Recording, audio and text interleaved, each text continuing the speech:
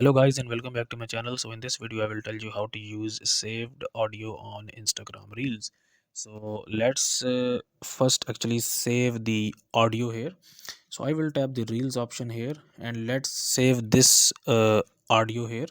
So I will tap on the audio here, like here, and from top here you can see this bookmark icon here. So I will just tap it and now this audio has been saved. Okay, so I will go back here and I will hit on this plus icon here and I will go into the Reels, and on the top left here you can see this audio option here. I will tap on this and here you will see saved. Okay, so I will click on saved here and this is the audio that I saved. I will just tap on it.